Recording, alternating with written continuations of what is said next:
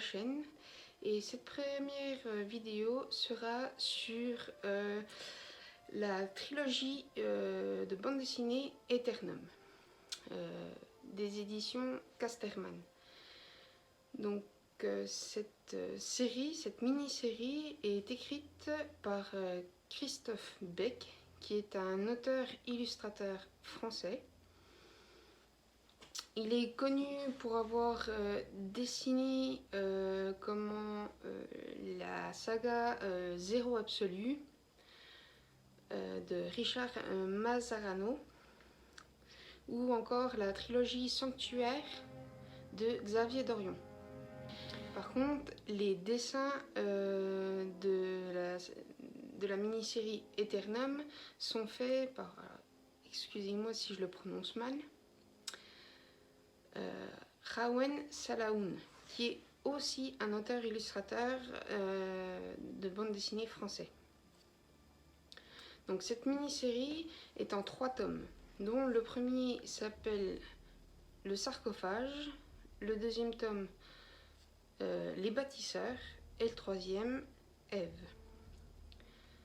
Donc je vais surtout vous faire un résumé du premier tome sans trop vous spoiler, pour que ça vous donne aussi l'envie de le lire. Je précise aussi que c'est pour un public plutôt grand, hein, ce ne sont pas des BD dessinés aux enfants, car il y a quand même des images qui sont à caractère sexuel, très sanglantes aussi. Et on sent aussi que il est très inspiré par la saga Alien et ses 2 préquels surtout, Prometheus et Alien The Covenant. Et aussi un petit peu du 5e élément. Enfin, pour ma part, c'est comme ça que je l'ai ressenti en lisant cette saga. Mais je vous conseille, les dessins sont juste magnifiques, c'est très bien dessiné, les couleurs sont très très belles. Un peu sombre, mais vraiment magnifique. Donc là, comme je vous ai dit, je vais vraiment vous parler du premier tome, vous faire une espèce de gros résumé sans trop spoiler. Donc voilà. Donc le premier tome qui s'appelle justement Le Sarcophage. Donc de quoi ça parle? Donc ça se passe dans un avenir assez lointain. Donc ça se passe en 2297 de notre ère. Ça se passe dans la galaxie. Parce qu'en fait, l'homme a exploré, exploité même, il s'est installé quasiment sur la totalité de notre galaxie. Donc au début, ça se passe sur une lune minière qui s'appelle Aldeman. Donc il y a une équipe minière, donc il y a toute une structure. Et les mineurs font ce qu'ils font, hein, ils creusent pour des ressources que les autres planètes ont besoin et la planète Terre. Ils creusent extrêmement profond au niveau de cette planète. Ils arrivent même, on peut dire, dans les entrailles de cette Terre, et il tombe sur quelque chose, sur une espèce de cavité, et là c'est incroyable, il tombe justement sur un énorme artefact, et cet artefact n'est autre qu'un sarcophage. Donc ils savent pas trop quoi faire, donc ils envoient un message à la compagnie minière qui s'est basée sur Terre pour leur parler justement de leur découverte. Et la compagnie leur dit justement de ramener l'artefact à l'intérieur des locaux et qu'ils enverront une équipe sur place pour examiner. Il y a du temps qui se passe et à un moment donné, la compagnie n'a plus aucune nouvelle de la planète minière. Il n'y a plus aucun échange entre les deux.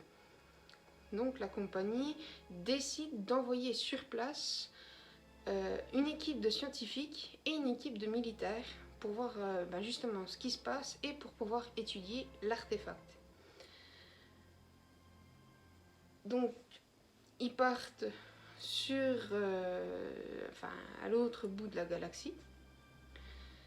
Et quand ils arrivent sur place, ils découvrent que c'est le néant total, qu'il n'y a plus personne.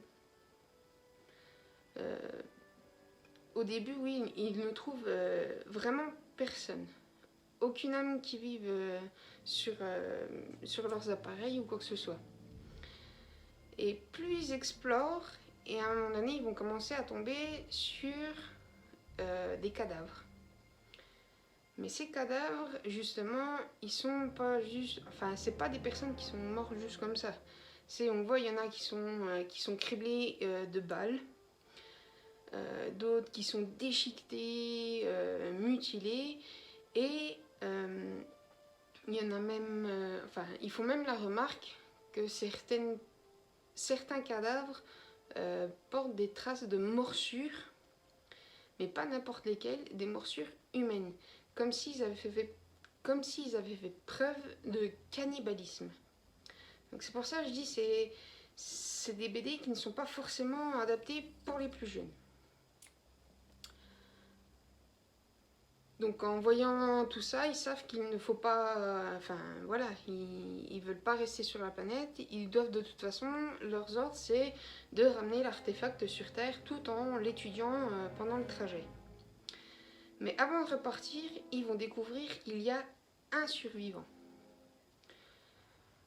Au début, quand ils trouvent le survivant, il est apeuré, ce qui est tout à fait normal. Mais en l'espace de quelques minutes, il va totalement changer. Il va devenir, on va dire, fou, comme pris d'une rage. Et du coup, ils sont obligés de l'anesthésier très très rapidement parce qu'il les attaque. Donc ils vont le ramener aussi à bord du vaisseau. Et tout ce petit monde avec l'artefact repartent direction la Terre. Les scientifiques qui sont à bord du vaisseau vont commencer à étudier l'artefact. Et ils vont essayer de le scanner. Mais impossible, ils n'arrivent pas du tout à le scanner. C'est une matière qui est totalement inconnue et ils n'arrivent vraiment pas à savoir ce qu'il y a dedans. Donc vu qu'ils n'arrivent pas à voir à l'intérieur et tout, ils vont demander à la compagnie ce qu'ils doivent faire. Donc la compagnie dit on veut absolument savoir ce qu'il y a, donc on vous donne l'autorisation d'ouvrir le sarcophage. Ce qui n'est pas forcément la meilleure des choses, mais bon. En parallèle, les gens qui sont autour de cet artefact, de ce sarcophage, vont commencer à changer. Leur comportement va être un peu différent. Ils vont commencer à s'en sentir un peu vaseux, avoir des maux de tête, avoir quelques sueurs froides. Mais pour l'instant, rien d'alarmant. Donc comme je dis, ils vont ouvrir le sarcophage. Ils ont même du mal parce que c'est une matière qui est très dense, ils ne savent pas comment le découper. Ils mettent un certain temps. Mais ils arrivent à pénétrer jusqu'à une sorte de cavité à l'intérieur. Et ils disent il faut vite en fait faire le tour du sarcophage pour le découper, car on a l'impression qu'il se reforme, comme si c'était une matière vivante. Donc ils se dépêchent quand même de découper tout le tour du sarcophage pour pouvoir l'ouvrir. Et au moment où ils commencent à écarter le sarcophage, une lumière extrêmement dense et très vive jaillit du sarcophage. Et là, le scientifique qui était là, il est aveuglé sur place et malheureusement, il va avoir une cécité. tellement que la lumière était puissante et légèrement radioactive, bah, ça lui a brûlé la rétine et bah, du coup il restera aveugle. Et d'autre part, une autre scientifique trouve bah, justement, fait part aussi du comportement que les gens ont sur le vaisseau et qui commence à changer. Surtout les hommes. Donc oui, une des scientifiques va remarquer quand même que le comportement, surtout des hommes, est en train de changer à bord. Et même si elle prévient les autres scientifiques, on ne la prend pas vraiment au sérieux. Enfin voilà. Et en même temps, ils sont très intrigués par cette lumière qui est dense au niveau du sarcophage et qui ne s'éteint pas en fait. On ne peut toujours pas voir ce qu'il y a à l'intérieur. Et plusieurs jours passent et à un moment donné, rebelote, la compagnie mère, qui est basée sur Terre, n'a plus de nouvelles concernant le vaisseau cargo, on peut dire, qui revient sur Terre. Tout ce qu'ils savent, c'est que le vaisseau est en pilotage automatique, mais ils n'ont plus il n'y a plus aucun échange avec le vaisseau. Et ils n'ont jamais été coupés aussi longtemps au niveau du réseau. Donc ils commencent un peu à avoir peur et en même temps sont intrigués parce qu'ils veulent absolument récupérer l'artefact. Donc la compagnie prend la décision de renvoyer une équipe militaire une fois que le vaisseau va arriver sur Terre pour voir ce qui se passe. Et surtout, la mission principale est de récupérer le sarcophage et son contenu.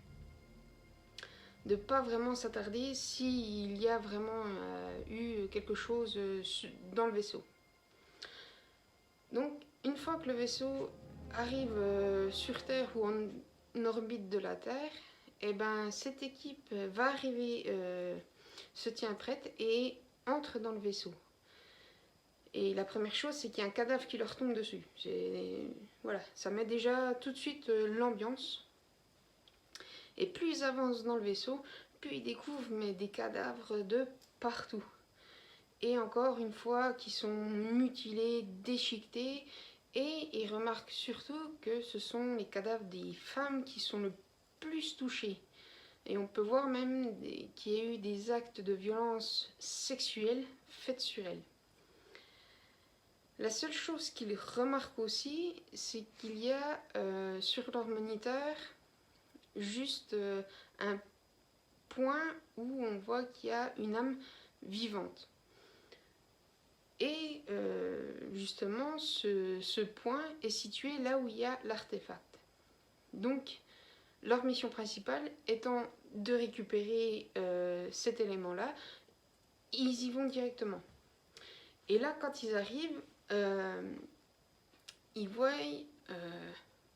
avec stupeur un être vivant. Et c'est une femme qui est totalement nue, qui baigne dans la lumière, mais la particularité, c'est qu'elle est d'une beauté sans pareille, comme si c'était un être parfait. Elle est décrite comme un être parfait, d'une telle beauté qui n'en existe nulle part ailleurs. Et du coup, ils vont la récupérer et l'amener directement dans le centre de recherche de la compagnie minière. Donc voilà, ça c'est on va dire la partie vraiment centrale du premier tome. Mais on voit aussi deux autres choses dans le premier tome. En parallèle, on nous parle aussi d'un homme, donc d'un militaire qui s'appelle Adam. Et c'est un militaire qui est en psychothérapie dû à un traumatisme dû à la guerre. Donc il est un peu perturbé niveau mentalement, mais en parallèle, il continue à travailler.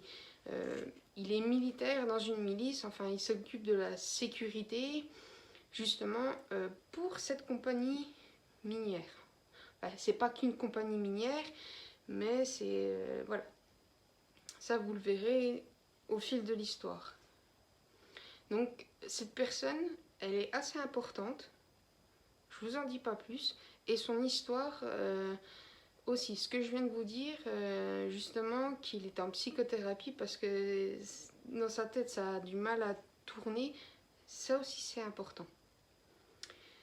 Et à la fin du tome, on arrive sur une planète où on voit qu'il y a des moines.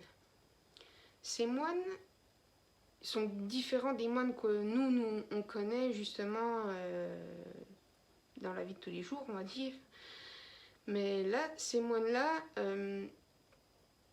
ils sont là pour parler d'une certaine prophétie. Et en fait, ils sont les gardiens de ce qu'ils appellent des artefacts cylindriques. Et à un moment donné, ils voient ces cylindres, donc ces artefacts cylindriques, se mettre à émettre de la lumière et on peut voir tous des symboles s'illuminer tout autour. Et là, justement, ceux qui sont témoins de ça vont voir des moines supérieurs et leur dire ce qui se passe. Et là, c'est surtout qu'ils disent, voilà, la prophétie est en train de se réaliser. Donc ça aussi, c'est important.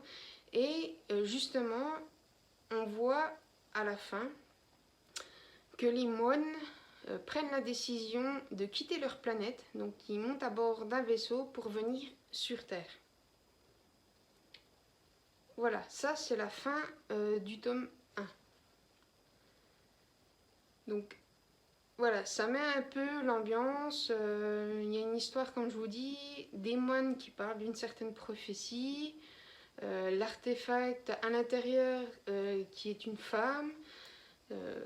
Les gens qui sont autour, qui tournent autour justement de cet artefact deviennent un peu fous, rageux, qui s'en prennent les uns aux autres. Donc voilà, j'en dirai pas plus, mais voilà. En tout cas, je vous la conseille énormément. Ça se lit très vite. Et comme je vous l'ai dit, c'est une trilogie, donc c'est en 3 tomes. Ça se lit vraiment très vite, très facilement. Les dessins sont magnifiques, donc voilà. Donc si vous avez des questions, n'hésitez pas à m'en faire part. Si vous avez aussi des choses à me redire vu ma vidéo, parce que c'est ma première vidéo justement que je fais, donc si vous avez des suggestions ou quoi que ce soit, n'hésitez pas à me le dire en commentaire. Et si ça vous plaît, n'hésitez pas à vous abonner, ça fait toujours plaisir. Et à bientôt pour une prochaine vidéo.